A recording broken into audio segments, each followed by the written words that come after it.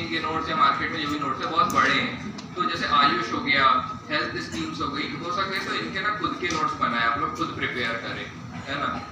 और paper part उसका जो यूनिट 7 है, यूनिट 7 के लिए भी आप हो सके तो खुद के शॉर्ट नोट्स थोड़े से बना लें, क्योंकि बहुत सारे टॉपिक्स हैं उसमें, वो भी आपके क्लियर नहीं हो पाएंगे ऐसा है। तो एक बुक से पढ़ें और खुद के शॉर्ट नोट्स रखें, जिसमें आप उस संस्थान का नाम, जैसे बहुत सारे संस्थान दिए हुए हैं तो संस्थानों का नाम, ईयर, उनने कोई खास काम किया तो ऐसे एक कॉपी बना लीजिए, उसमें लिख लीजिए। फिर 8th 9th 10th यूनिट वही अगेन आपके खुद के नोट्स होना चाहिए थोड़े बहुत, और कोचिंग के नोट्स बस सफिशिएंट है, सब उससे ही आ जाता है। बहुत सरल सरल टॉपिक है 8th 9th यूनिट तो एनवायरनमेंट का रहना चाहिए। इसका जियोलॉजी तो वो आपकी महेश कुमार वर्णवाल में काफ़ी कुछ दिया हुआ है उसमें, है ना, तो उससे कवर अप हो जाएगी। अब आती है बात पेपर 4 की। तो पेपर 4 एथिक्स में अगेन आपकी एटीट्यूड, एप्टीट्यूड, इमोशनल इंटेलिजेंस, इसका मेरे को हिंदी में नहीं आता, थोड़ा सा प्रॉब्लम है ना,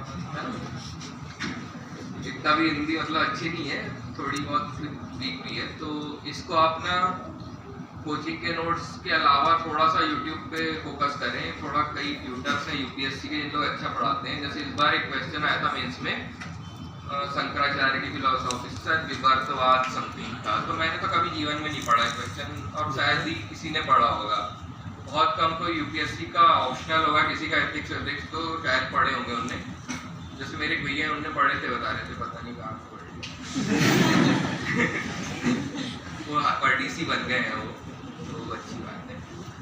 फिर उसके बाद पेपर 5 की बात करता हूँ मैं। तो पेपर 5 के लिए आकार, मैंने तो आकार के नोट्स के अलावा कहीं से भी नहीं पढ़ा, केवल पेपर 5 मेरा उससे ही कवर अप हो गया, और बहुत इजी आता है पेपर 5 नॉर्मली हर साल। हाँ, उसमें अनुवाद में एक दिक्कत आती है, तो अनुवाद में मेरे को दिक्कत नहीं आई, पर ज़रूरी नहीं है कि सबको ना आए दिक्कत। तो एक बार कोशिश करिए कि आपकी जो वॉकेब है वो अच्छी करें, थोड़ा सा वर्ड्स पे ध्यान दीजिए, जो प्रशासनिक शब्दावलियाँ जो होती है ना उनको अच्छा करिए, और थोड़ा सा कोशिश करें कि ट्रांसलेशन को हर दिन आप कोशिश करते रहे ट्रांसलेट करने की चीज़ों को, कोई भी टॉपिक लिए उसको ट्रांसलेट कर लिए, ठीक है। और पेपर 6 ऐसे, तो ऐसे लिखने के ना 2 तरीके होते हैं मैंने जो अपनाया।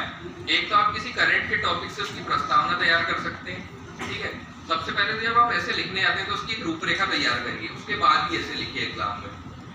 उसके बिना अगर आप चालू करेंगे ना 10 पेज का ऐसे आपका 5 पेज में खत्म हो जाएगा।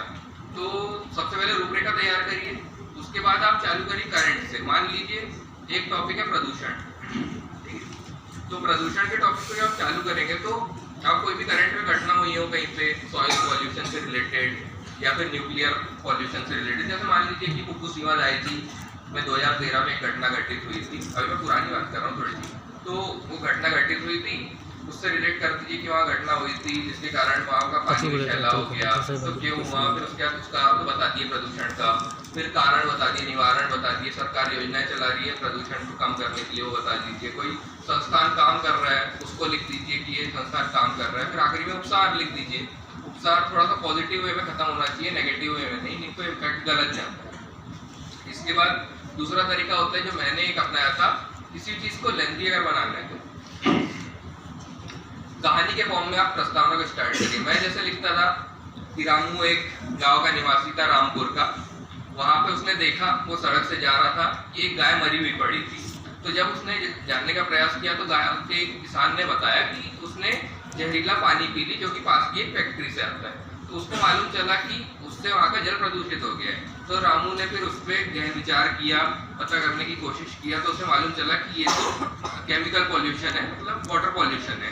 तो उसने फिर और अध्ययन किया तो उसे मालूम चला कि प्रदूषण क्या होता है, तो प्रदूषण को वहाँ से आप समझाना चालू कर दीजिए, ठीक है। प्रदूषण को समझा दिया आपने एक पैराग्राफ में, फिर आपको हाँ वो कहानी को छोड़ना नहीं है कहीं भी हिस्से में, है ना। फिर उसके बाद रामू ने फिर विचार किया कि कितने प्रकार होते हैं, तो पूरे प्रकारों को समझा दिए। फिर उसके बाद उसने रामू फिर मुंबई चले गया, उसने वहाँ के साइंटिस्ट से पूछा कि इस प्रदूषण को मैं कम कैसे करूँ, तो उसके निवारण के उपाय हो गए, ठीक है। फिर उसके बाद वो एक बड़े अधिकारी से मिला तो उन्होंने बताया कि सरकार भी इस ओर कार्य कर रही है, ये योजनाएं चल रही है, बस। तो इस प्रकार से आपका ऐसे 10 पेज का जो खत्म हो जाएगा, ये बहुत इजी वे है। इसके अलावा पत्र, जो पत्र है आपको पत्रों की आपको जो 10 से 12 प्रकार जो है, प्रतिवेदन हो गया, अनुप्रमाणन हो गया, ये सब चीज़ें, तो इनको क्या करना है, आपको इनके फॉर्मेट बना के तैयार रखना है। और एग्जाम जब आएगी आपकी तो उसके पहले आपको थोड़ा थोड़ा लिख के ट्राई करना है। तो बस ये पेपर 6 पूरी स्ट्रेटेजी खत्म। अब बारी आती है इंटरव्यू की।